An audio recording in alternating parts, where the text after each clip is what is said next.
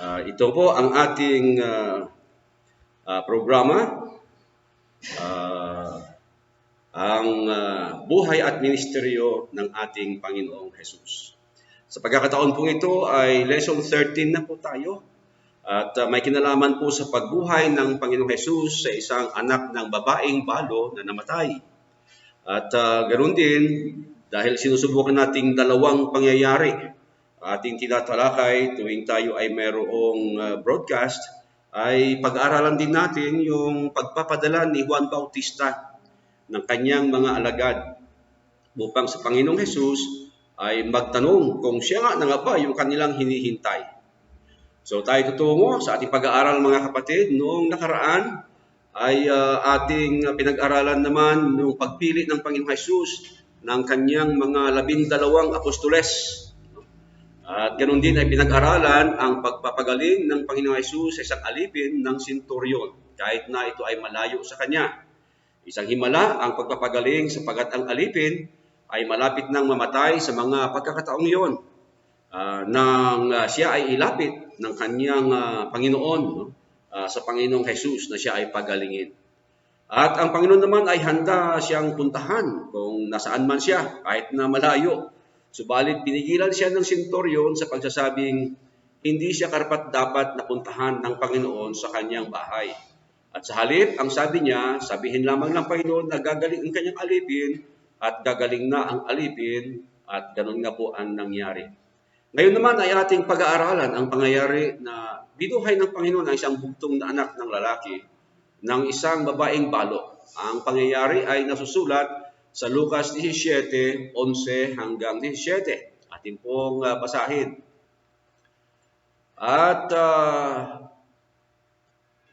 nangyari pagkatapos ng kaunting panahon na siya ay naparoon sa bayan na tinatawag na Nain. At kasama niya ang kanyang mga alagad at ang lubhang maraming tao. At nang siya nga ay malapit na sa pintuan ng bayan, narito, inilalabas ang isang patay, bugtong na anak na lalaki ng kanyang ina, at siya ay bao.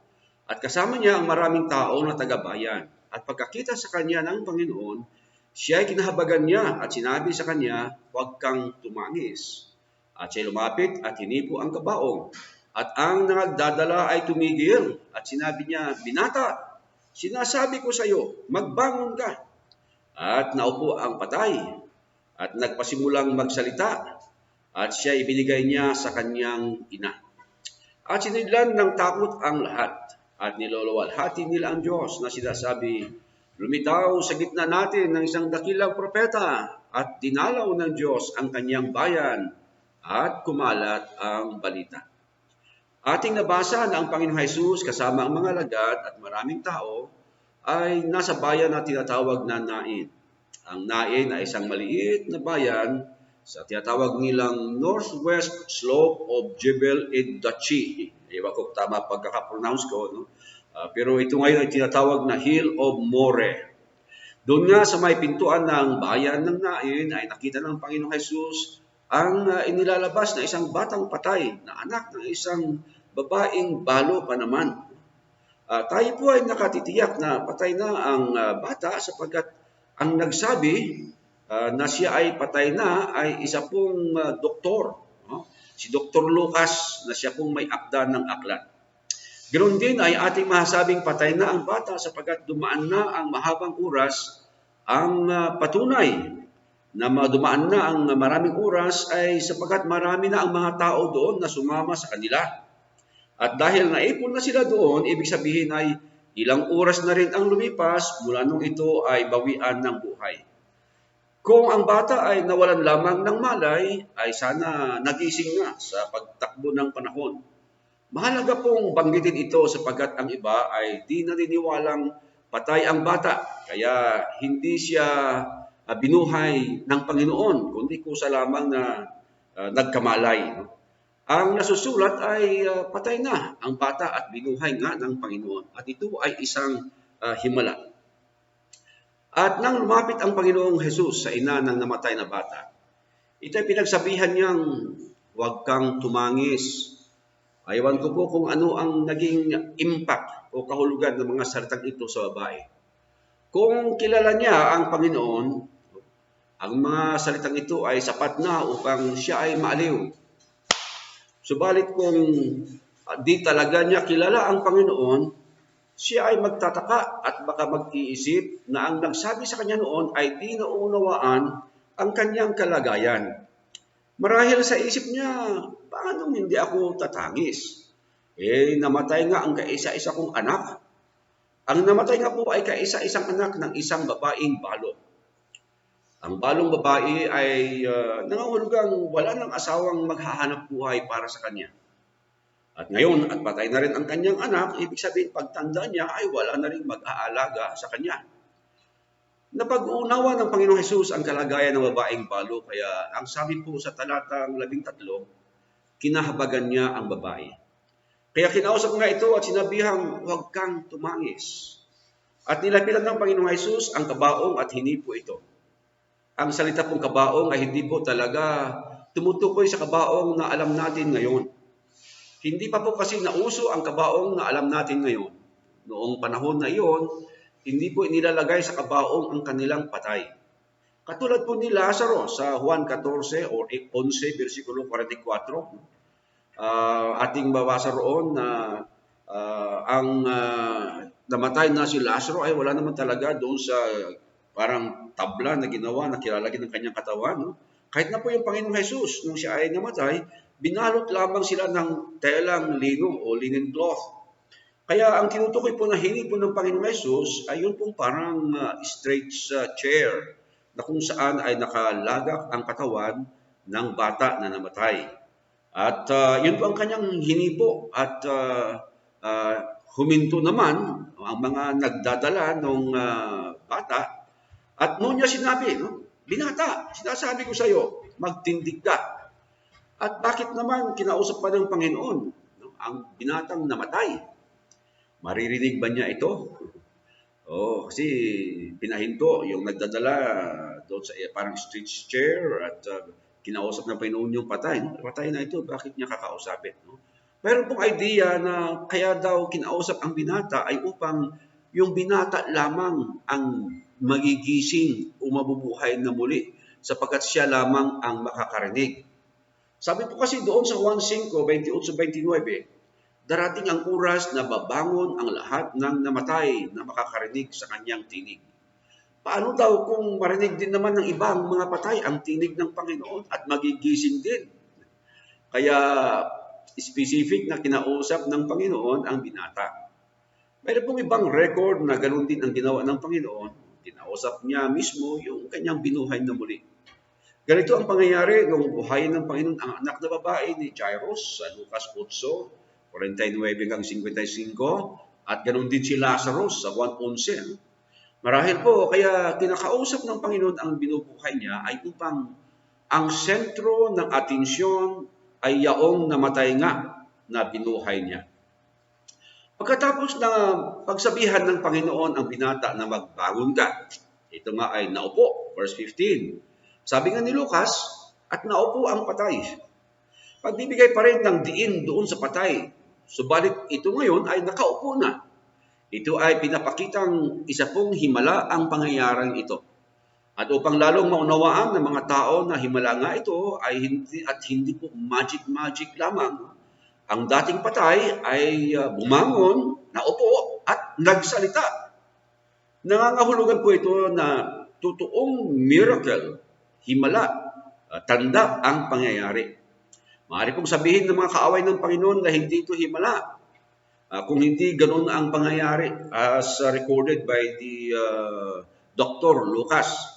Halimbawa pong dahan-dahan ang paglakas ng namatay. Baka sabihin nilang, hindi talaga namatay yun. Baka nawalan lamang ng malay. Subalit, sa ating pong nabasa ay biglang nabuhay ang namatay at ito'y umupo at nagsalita pa. Kaya hindi po siya nanggaling sa isang pagkakulaps lamang o pagkawala ng malay lamang. Alam niyo po, mayroong mga tao ngayon na nagsasabing bumubuhay din daw sila ng mga patay. Pero alam na po natin, no? Wala pong makakatotohanan yan. Fake news po yan. Kung kaya nila, ang dami nilang bubuhayin doon sa mga ospital, lalo ng panahon ng ng pandemya, nung kasagsagan ng panahon ng pandemya. Wala po tayong nabalitaan na mga ganoon. Mayroon mang bumangon mula doon sa mga inaakalang patay ng tao, baka yun ang totoong mga nag-collapse lamang, nawala ng malay lamang. Ang pagbuhay ng patay ay isa po kasi sa mga himalang ginawa ng Panginoon upang maniwala ang mga tao na siya nga ang anak ng Diyos na buhay. John chapter 20, 30 and 31. At ito ay pinagkaloob din sa ibang mga alagad, ang pagbuhay ng patay at iba pang mga paggawa ng himala na ginawa po nila noon. Pagkatapos na buhayin muli ng Panginoon ang binata ay sinabing ibinigay ng Panginoon ito sa kanyang ina. At mailarawan na po ninyo sa inyong isipan gaano kasaya ang ina. Ito po ang literal na kalagayang dati ay patay, subalit sa pamamagitan ng Panginoon ay nabuhay. Dati ay kay lungkot na kalagayan ng isang ina. Ngayon naman ay anong saya na ina. Ganito po ang maaaring gawin ng Panginoon sa bawat isa po sa atin. Mula sa kalagayang di ka nais-nais, ay maaari niyang gawing napakasayang kalagayan. At ito ay sa Panginoon lamang nangyayari. Ang mga tao sa kanilang pagiging saksi ay natakot. Verse 16. Subalit ang takot na ito ay naging dahilan upang luwalhatiin nila ang Diyos. At kanilang napagtanto na mayroong isang propetang lumitaw sa gitna nila. Ang mga propeta po kasi sa lumang tipan, katulad ni na Elias, ay alam nilang bumuhay din naman ng mga patay. At ito ngayon, ang Panginoon, bumuhay ng patay, kaya napagtanto nila na propeta nga ang Panginoon. Ang pangyayari ito ay kumalat sa buong Hudiya at sa buong palibot-libot ng lupain. Ang susunod na pag-aaralan ay ang pagkakataon na si Juan Bautista ay nagpadala ng kanyang mga alagad sa Panginoon na nagtanong kung siya na nga ang hinihintay nilang Mesiyas. Karugtong po ito actually.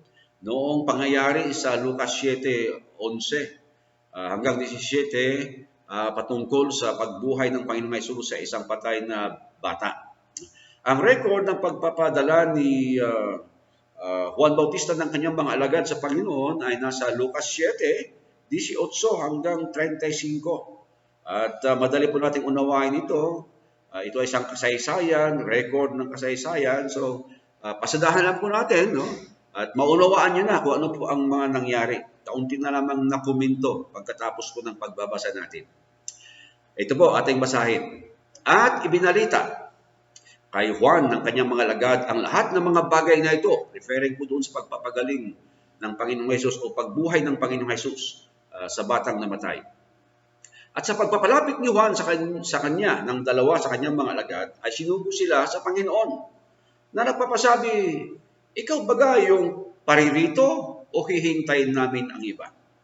At pagdating sa kanya ng mga tao ay kanilang sinabi, pinaparito kami sa iyo ni Juan Bautista na pinasasabi, ikaw baga yung paririto o hihintayin namin ang iba? Nang oras na yaon ay nagpagaling siya ng maraming may sakit at mga pagkasalot at masasamang espiritu. At kanyang pinagkalubang mga kakita ang maraming bulag. Sumagot siya at sa kanila ay sinabi, magsiparoon kayo at sabihin ninyo kay Juan ang mga bagay na inyong nakakita at nangarinig.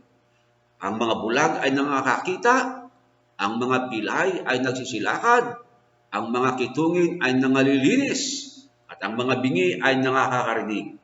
Ang mga patay ay ibinabangon, sa mga dukha ay pinangangaral ang mabuting balita.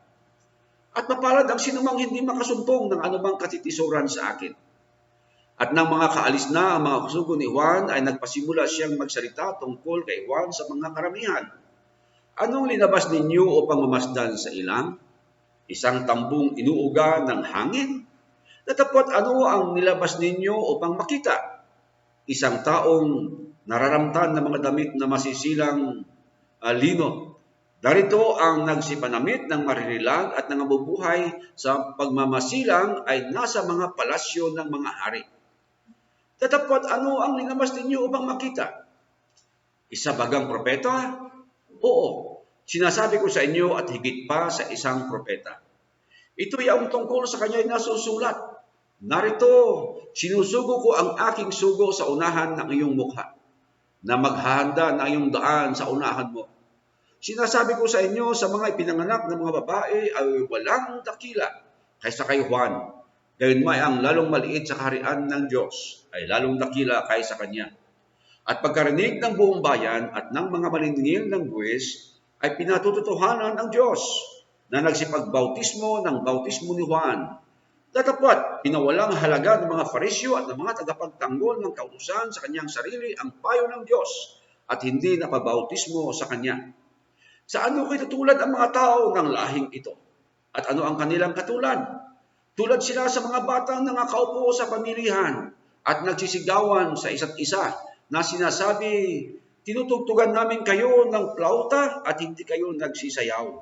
Nanambitan kami at hindi kayo nagsitangis. Sapagat naparito si Juan Bautista na hindi kumakain ng tinapay at hindi umiinom ng alak at inyong sinasabi, siya'y may isang demonyo. Naparito ang anak ng tao na kumakain at umiinom at inyong sinasabi, narito ang isang matakaw na tao at isang mag-iinom ng alak, isang kaibigan ng mga maniningil ng buwes at ng mga makasalanan. At ang karunungan ay pinatututuhanan ng lahat ng kanyang mga anak. Ibinalita po ng mga alagad ni Juan ang mga bagay-bagay na kanilang nalaman patungkol sa mga himala na ginawa ng Panginoon, katulad nga ng pagbuhay niya sa isang patay. Dahil dito ay nagsugo si Juan ng kanyang dalawang alagad na nagtanong, ikaw ba yaong pari rito o hihintayin namin ang iba?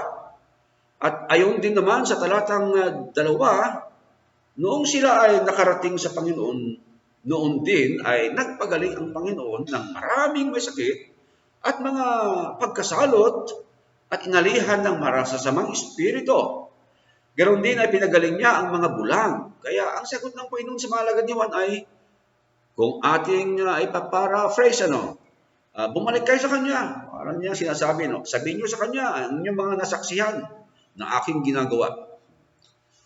Ang pagsugo ni Juan sa kanyang mga alagad, upang ang Panginoong Hesus ay tanungin kung siya na nga ba yung paririto o maghihintay pa sila ng iba, ay para pong may pagkayamot na pagtatanong ni Juan.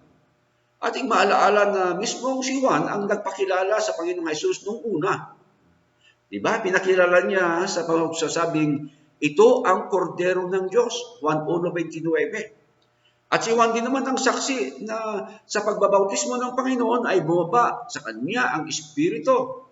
Subalit ngayon ay bakit nagtatanong siya kung siya nga ba yung hinihintay nila na Mesiyas?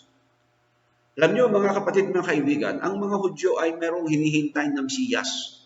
At marahil po ay may ibang paniniwala si Juan na dapat ay gagawin ng Mesiyas kung siya na nga ang totoong Mesiyas patungkol sa Panginoong Hesus. Halimbawa sa Matthew 3:7, 10 hanggang 11 at sa Lucas 3:7 at 9 ay maunawaan natin na inaasahan ni Juan Bautista ang nalalapit na panahon kung saan ang mga Hudyo ay tatanggap na ng paghahatol o kaparusahan. Sabi nga niya, ngayon pa ay nakalagay na ang palakol sa ugat ng mga punong kahoy.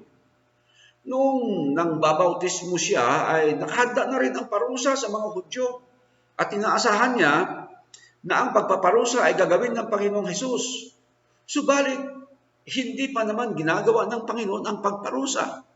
Kaya ang tanong niya, ikaw nga ba yun o maghihintay pa kami ng iba? Ang sagot naman ng Panginoon ay, sabihin niyo kay Juan anuman ang inyong nakita at narinig. At may pahabol ang sabi niya, mapalad ang sinumang di makasumpong ng anumang katitisuran sa akin, na para bang ibig niyang sabihin ay mapalad si Juan Bautista kung hindi siya matitisod o masasaktan sa pagkakaalam ng kanyang mga ginagawa. At kung sino siya ay hindi yaong ayon sa kanyang inaasahan na kanyang gagawin ang pagparusa sa mga Hudyo. Pag-alis ng mga alagad ni Juan ay nagpasimulang magsalita ang Panginoon patungkol kay Juan Bautista. Ito po ay ang pagpapakilala naman ng Panginoon tungkol sa kanya na sinasabing, si Juan ay ditulad ng tambong inuuga ng hangin. Siya hindi nararamtan ng masilang damit at hindi siya nakatira sa palasyo. Sinabi rin naman niya na si Juan ay isang propeta at higit pa sa isang propeta sapagkat siya nga ang naghanda sa daan ng Panginoong Hesus, ang Mesiyas. Sa talatang 28 ng Lucas 7 ay sinabing, sa mga pinanganak na mga babae ay walang dakila kaysa kay Juan. Gayunmay ang lalong maliit sa kaharian ng Diyos ay lalong dakila kaysa kay Juan. Ito ay sinabi sa kadahilanang si Juan na ay ang naghanda para sa Panginoong Hesus na nagtayo ng kaharian, subalit si Juan ay di naging kabilang sa kaharian. Kaya nakakalamang ang sino mang nasa kaharian ng Diyos kay Juan.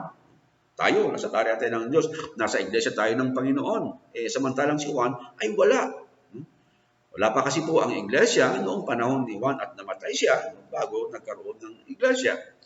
Dahil po sa narinig na ito ng buong bayan at mga maniningil ng buwes patungkol kay Juan, ay nagpabautismo sila sa bautismo ni Juan ayon sa talatang 29. Subalit ang mga Fariseo at mga tagapagtanggol ng kautusan ay di nagpabautismo.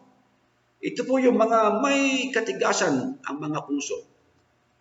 At sa mga Fariseo at mga tagapagtanggol ng batas ay nagsalita ang Panginoon na sinasabi, sa alin ko kayo ihahambing? Mga skriba at mga Fariseo na matitigas ang ulo. Parang sinasabi, di ko kayo maintindihan, mga Hudyo kayo. Tulad kayo ng mga bata sa pamilihan, sa palengke, na sinasabing sumayaw, subalit ayaw sumayaw. Sinasabing magsitangis at ayaw namang tumangis. Kahit ano ang gusto ipagawa sa kanila ay ayaw nilang gawin. Hindi sila maintindihan sapagkat nang si Juan ay hindi kumain at uminom ng alak.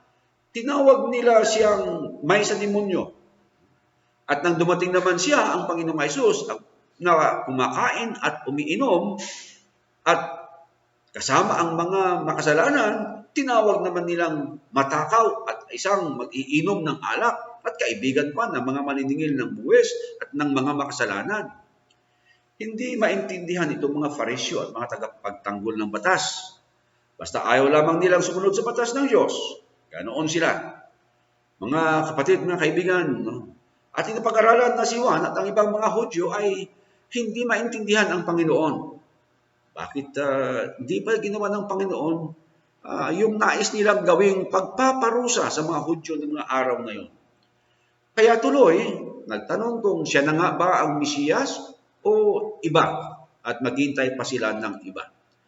Ipinaliwanag naman ng Panginoon na ginawa niya ang pagpapagaling o paggawa ng himala, pagpapalabas ng mga demonyo at gawain talaga ito ng isang Mesiyas.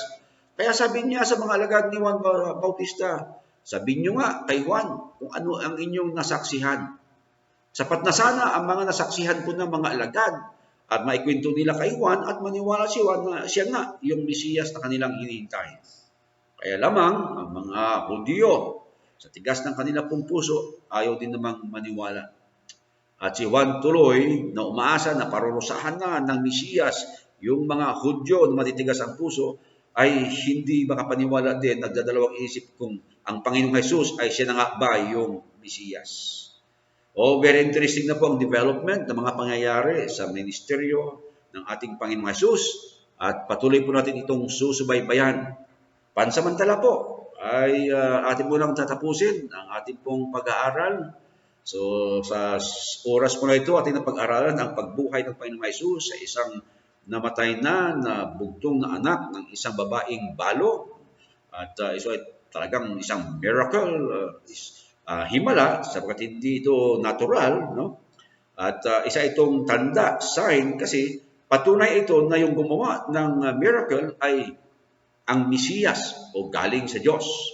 At hindi na pag-aralan ang patungkol sa pagtatanong ng mga alagad ni Juan ayon sa kanyang utos kung siya na nga ba ang Panginoong Hesus ay ang Mesiyas na kanilang hinihintay na ayon sa kanilang pagkakaunawa ay magpaparusa na sana sa mga Hudyo, subalit hindi pa naman ginagawa ng Panginoong Hesus. Iba ang idea po kasi nila ng Mesiyas at iba naman yung misyong totoo ng ating Panginoong Hesus. Ang pagpaparusa ay nakatakda sa takdang panahon nga, sabat ang kanyang misyon sa kanya pong pagparito ay upang hanapin at iligtas ang mga nawala. Lucas 19:21. Jess. So ito po ang ating aralin ngayong pong umagang ito, mga kaibigan at mga kapatid, mga magulang. Ito pong inyong lingkod ay nagpapasalamat sa pagkakataong ito at umaasa ng pagpapala mula po sa Panginoon para po sa ating lahat. Brother Alfred, ito po ang ating aralin at back to you.